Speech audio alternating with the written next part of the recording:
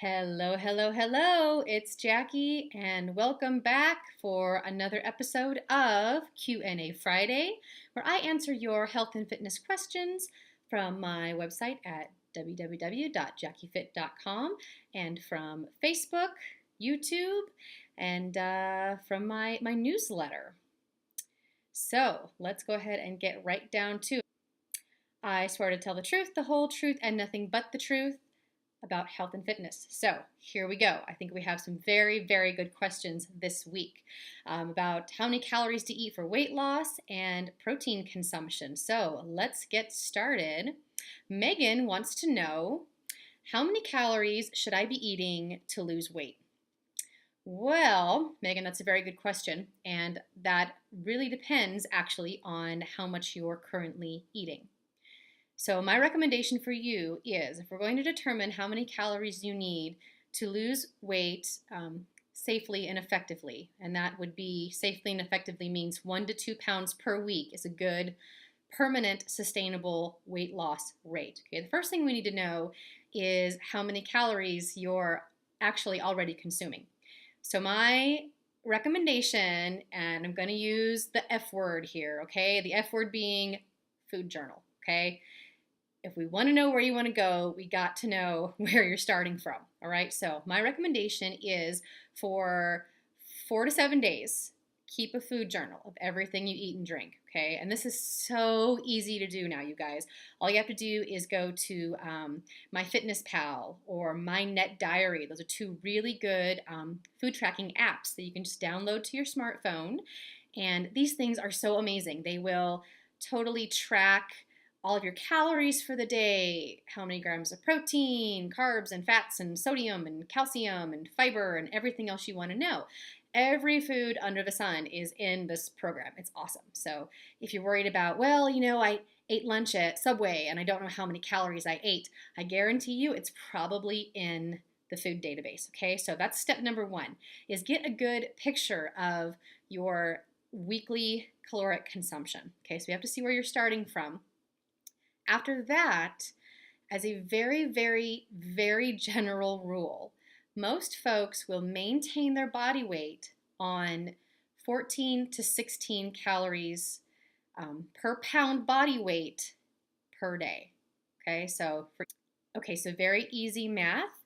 If I'm dealing with a 100-pound person and we're doing 14 calories per pound body weight, that's 1,400 calories a day would be their maintenance calories. Okay, and then typically for fat loss, we're going to reduce daily calories by about 20%, which could be anywhere from 200 to 400 calories, depending on the person, depending on the size of the person. So again, as a very general rule, fat loss occurs at 10 to 12 calories per pound body weight. Now, that doesn't mean that, well, I'm just going to go set my calories at 10 pounds per pound body weight because I'll lose weight faster. No, that is not what we want. What we want is to have you diet on as many calories as possible. So we want to stay as close to that maintenance calorie level and still see results. That's what we're looking for here. So that's step number one. So find out what your maintenance is, and that's what the food journal is going to tell us. If per your food journal, your weight staying the same, like your weight didn't change at all over the course of the time you took the food journal, that really is your true maintenance calories, okay? Your weight's not changing, and this is assuming you didn't change anything else. You didn't add any exercise or anything. That's maintenance for you. So what we need to do is do a 20% reduction, and that's a good place to start as far as eating for fat loss. So I definitely hope that helps.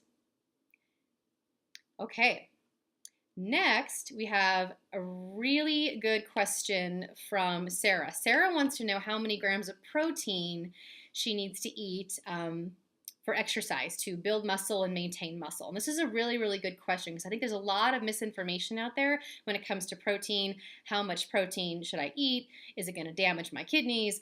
Blah, blah, blah, blah. I mean, you guys know what I'm talking about. You could go to 200 different sources and get 200 different answers as far as protein consumption is concerned. So I'm going to try to give it to you very, very straight here, okay? For the goal of protein consumption, okay? The RDA recommendation is 0.8 to 1.0 grams of protein per kilogram body weight, okay? So to find your weight in kilograms, take your weight in pounds, divide by 2.2, and that'll give you your weight in kilograms, okay?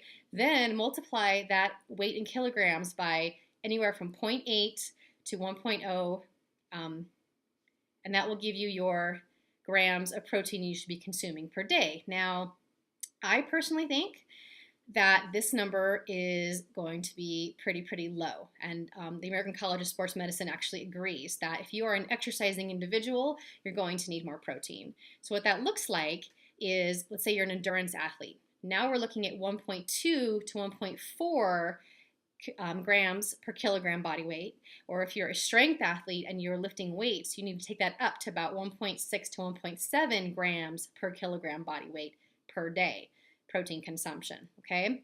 A general bodybuilding rule that's been around forever is 1 gram per pound body weight, and that's going to be a little bit on the high side for folks that are focused on gaining muscle mass. You might not want to start there. You might go anywhere from that 0.8 to 1.2 grams per kilogram and spread those protein calories out throughout the day, okay? So take that number and divide it by how many meals you're going to eat. So if you've got 120 grams of protein for the day, divide that over your 4 to 6 meals, and that's going to give you a really good start to make sure that you have plenty of protein hanging around to repair muscle, give you the energy you need, keep you full, all that good stuff. So I hope that helps. All right, last but not least, we have a comment from Laura. Laura wants to know, I am a vegetarian, borderlining a vegan, and I am trying to gain muscle. What are some vegan, vegetarian protein sources I can use to help me meet that goal? And this is actually a really good question because I know that a lot of vegans and vegetarians struggle with this very thing. It's really hard to get all of those grams of protein in when you seem like you're so limited in your protein sources. In the last example, we talked about that 0.8 to 1.2 grams per kilogram. That really equates to anywhere between 15% and 30% of your total calories for the day. Okay, that's another way to think about how many grams of protein, how much protein should you be eating. For vegetarians, my first recommendation would be to at least try to hit that 15% of your calories from protein. And maybe that means staying down more towards that 0.8 grams per kilogram, but just try to get it in. The other thing we have to consider is getting a variety of protein sources because animal proteins contain what we call complete proteins. They contain all of the amino acids, the building blocks that help with all of those functions we talked about, muscle repair, energy, keeping you full, okay? Vegetable sources of protein are incomplete proteins. They usually don't have all of those amino acids.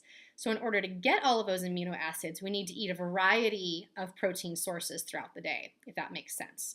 So here's a couple of options for you. Vegetarian and vegan protein sources. Peas, beans, quinoa is a really high protein grain. All of your seeds, sunflower seeds, chia seeds, hemp seeds, let's see here, flax, okay, so also have a little bit of protein. Soy protein and edamame or soy milk, things like that, soy-based non-dairy products are vegan sources of protein, but it really depends on how you feel about soy. I'm personally not a huge fan of soy, but if that's not a problem for you, if you have any questions about it, definitely talk to your doctor about, whether soy is something you should include in your diet or not. Rice milk and almond milk are good milk non-dairy alternatives that have a little bit of extra protein. Let's see here. Seitan is actually a meat substitute, and it's made from wheat gluten. That's something to know. It's very high in protein. However, if you are also gluten-free, that's not going to be maybe a good option for you. Something to think about. Tempeh and tofu obviously are really good non-meat protein sources. And then your nuts and your nut butters, okay, like peanut butter, almond butter, cashew butter, and just nuts in general provide some protein. However, I do want to put this caveat in there that nuts and nut butters are also very high in fat. So as we like to think about them as a protein source, they're actually a fat source. They're actually a fat source with a little bit of protein sprinkled in, okay? So I guess what I'm trying to say there is monitor your serving size. Make sure that you're sticking to the 1 to 2 tablespoons or 1 ounce serving size, because you're going to get a lot of fat calories for those protein calories. Okay, so that's my only caveat with the nut butters and nuts there for your vegetarian, vegan protein sources. So hopefully that gives you some good options so you can make sure you're getting enough protein to meet your goals in the gym. Okay, everybody, now I have a really special addition to Q&A Friday for you today. This is my Friday fit tip, my weekend fit tip, okay? And this requires props. So what I want to talk about for your weekend fit tip today is something that happens frequently on the weekends for a lot of folks, and that would be alcohol consumption. Maybe it's Friday and you're going to happy hour tonight, or you've got some kind of barbecue or party to attend this weekend. You want to have a couple drinks. Okay, no problem. In a balanced diet, there's certainly a place for a couple of drinks here and there. Where we get into trouble, really, is in the serving size. So I brought with me some visual aids today. Now, I, for one, am a fan of red wine. So what I've done is I've actually portioned out. This is 5 ounces of red wine in my little measuring cup here, okay? 1 serving, 5 ounces, 120 calories, give or take, is what we're looking at. The problem we run into is this is my wine glass. All right, so I think you guys know where I'm going with this. So what happens when I don't measure my serving of wine and I pour my wine into my wine glass? Let's see what we got going on here. All right. Okay. That's not bad, but I don't know about you, but if I'm gonna pour a glass of wine, usually I like pour a glass of wine. So let's take a look at how much wine I would normally actually pour into my wine glass. So now okay, so if I'm gonna pour my wine, hey, now there's a glass of wine. All right, this is what I'm talking about right here. So herein lies the problem, okay?